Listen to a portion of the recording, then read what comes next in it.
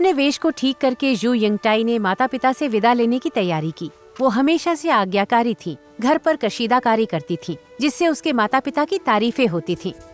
पर असल में यिंगटाई स्कूल जाना चाहती थी। हालांकि हांगजू की कन्फ्यूशियस अकादमी में केवल लड़कों को ही अनुमति थी। उसने अपने माता पिता के हाथ पैर जोड़े कि वे उसे लड़के के रूप में स्कूल जाने दें। उसकी दृढ़ता और चतुर छद्मवेशों को देखकर वे अंततः सहमत हो गए।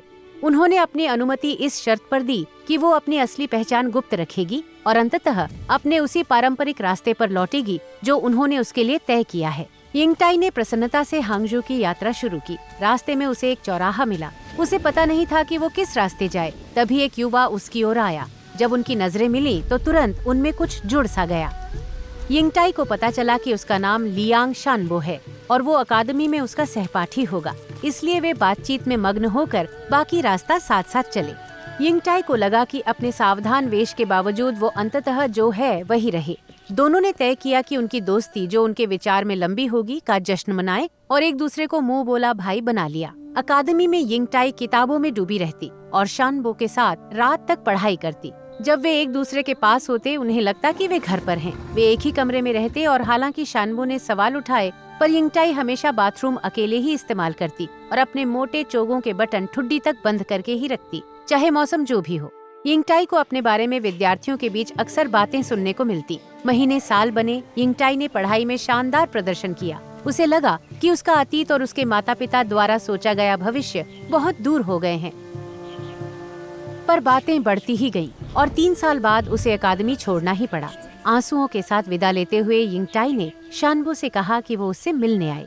जब यिंगटाई घर लौटी तो उसके माता पिता ने बताया कि पड़ोसी गांव के माँ परिवार ने अपने बेटे के लिए यिंगटाई का हाथ मांगा है। उन्हें रिश्ता अच्छा लगा और उन्होंने हाँ कर दी है। अपनी निराशा को छिपाते हुए यिंगटाई ने उनकी सहमति का सम्मान किया। पर जब वो एक और नए जीवन के लिए तैयार हो रही थी तो उसे शानबो का विचार आया। इस बीच वो भी विचलित था। यिंगटाई के बिना उसकी पढ़ाई नीरस हो गई थी। जब शानबो आखिरकार यिंगटाई के घर गया तो उसे एक युवती मिली। वो उसके भाई के बारे में पूछने ही वाला था, लेकिन जैसे ही उनकी नजरें मिली उसने उस युवा विद्वान को पहचान लिया जिसे वो हमेशा से प्यार करता था।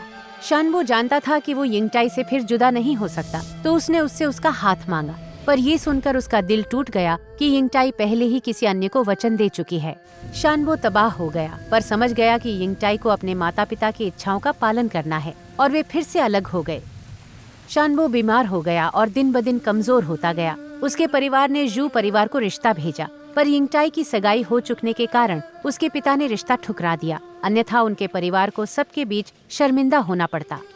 शानबो की बीमारी बढ़ गई। जब उसे ये समझ आया कि वो यिंगटाई को विवाहित देखने तक जिंदा नहीं बचेगा, तो उसने एक अंतिम पत्र लिखा। उसने लिखा कि यदि यिंगटाई ने उससे प्रेम किया है तो वो ससुराल जाते समय उसकी कब्र पर अगरबत्ती जलाए।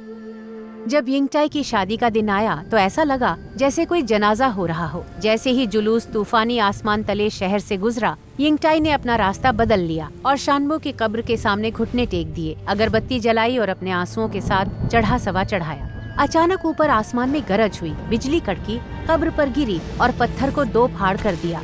यिंगटाई बिना किसी हिचक के खुली कब्र में कूद गई। उसके माता पिता अपनी बेटी को बचाने दौड़े, पर खुली कब्र में से 2 तितलियां उड़ते हुए बाहर निकली। इस बार यिंगटाई अच्छे के लिए बदली थी। वो अंततः स्वतंत्र थी और शानबो को अपने साथ लिए हमेशा के लिए तैर सकती थी। जो कहानियां हम सुनाते हैं वे हमें अतीत को बेहतर ढंग से समझने में मदद करती हैं और कभी-कभी वर्तमान को भी। इस चैनल की सदस्यता लें और कोई मिथक न भूलें।